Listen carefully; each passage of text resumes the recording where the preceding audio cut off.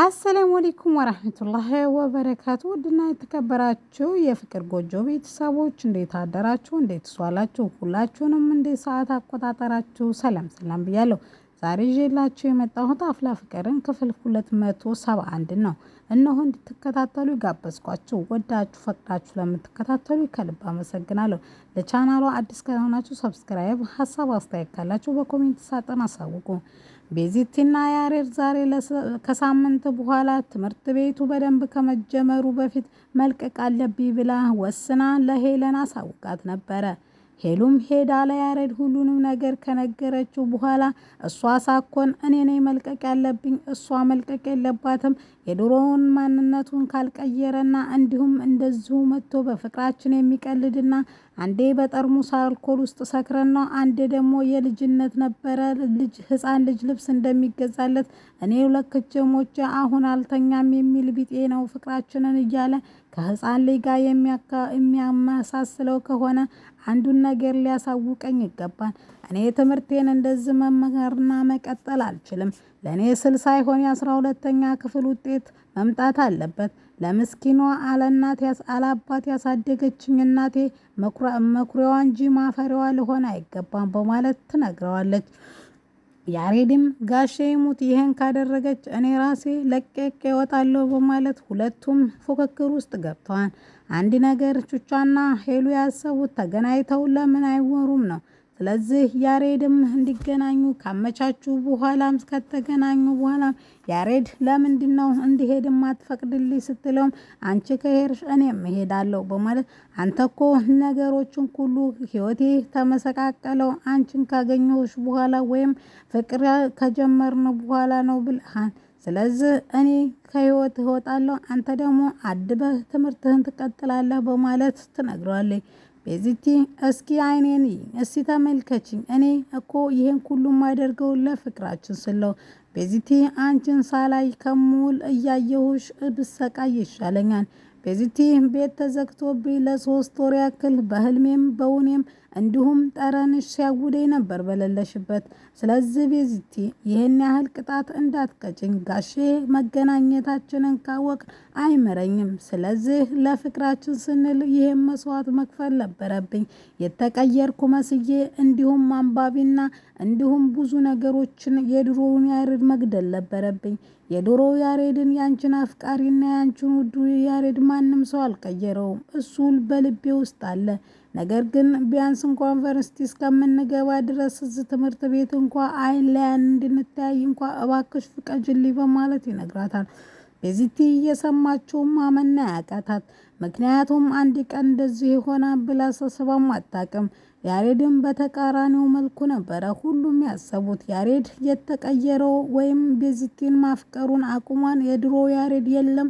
እንዲሁም አባቱን ምክር ሰምቶ ወደ አባቱ ሄዷን። የድሮውን ያሬድ ካላገኘን ማንኛችንም አንፈልገውም በማለት ሁሉም ጣታቸውን አዙረውበታል።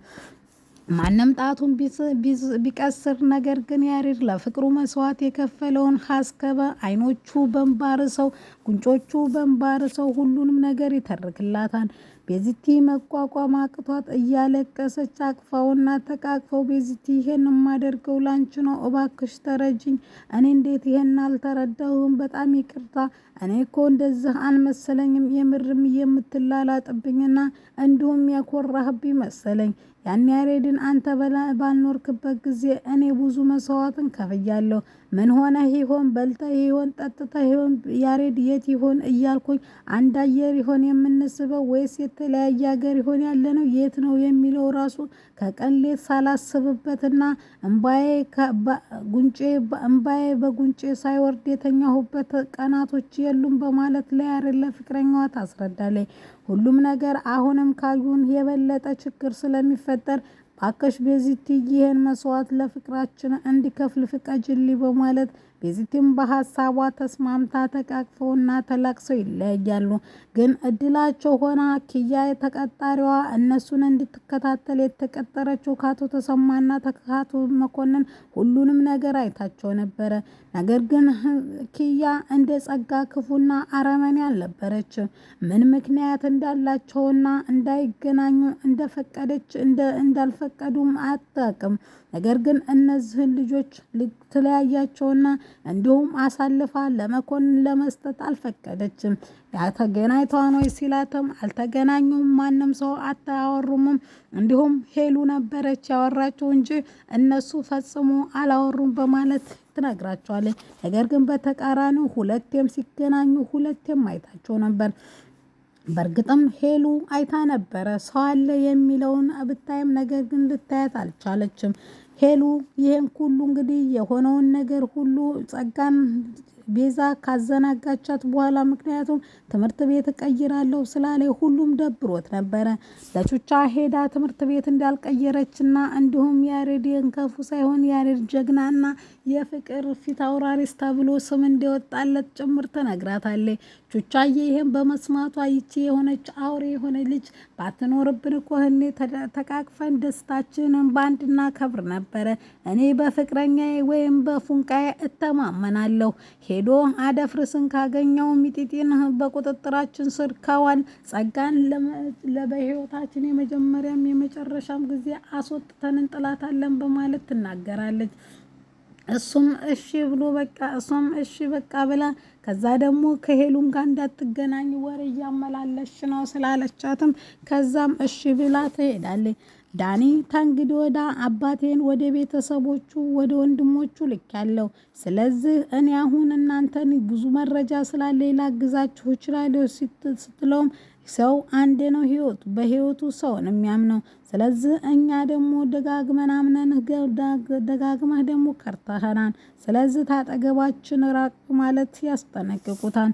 የማንኛቸውንም እምነት ሊያርገኝ አልቻለም። ጸጋ በድጋሚ ስራ ልስጥ ስትለውም ተንግዶ ዳኔን ብትዳፈሪ የኔ መረጃ ብዙ ነገር እኔ እጅ ላይ አለ አንቺ መረጃ፣ ስለዚህ እስር ቤት ራሱ ላሳስር ስለምችል ፈጽሞ እኔ ጋር እንዳትጠጊ ይላታል።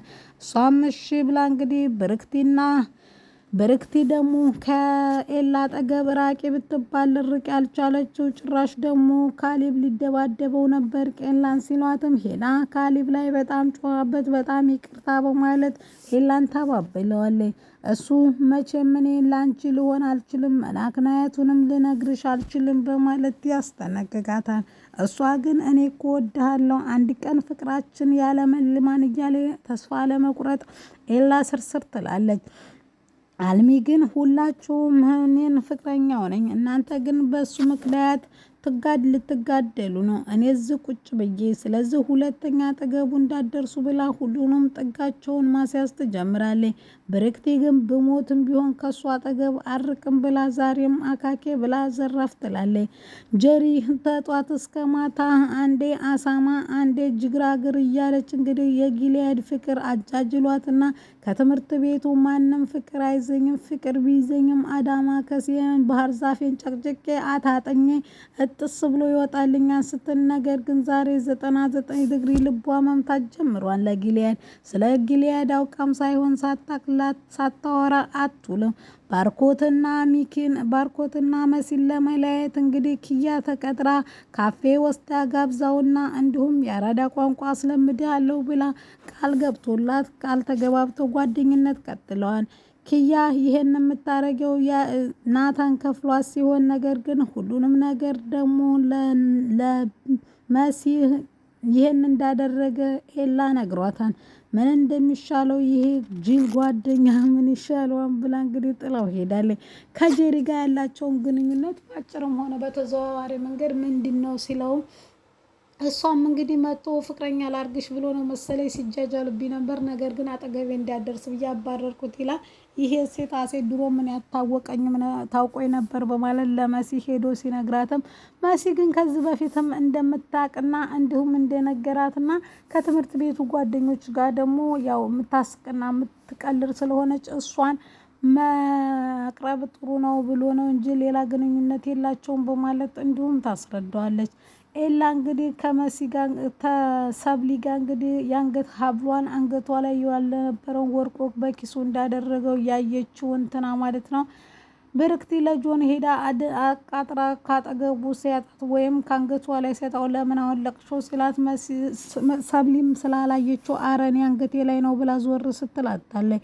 ይህ ሁሉ ግን ኤላን ለማግኘት አይኗ ሲያማትር ስላየቻት ቅጣት መሆኑ ነው ብላ አሳው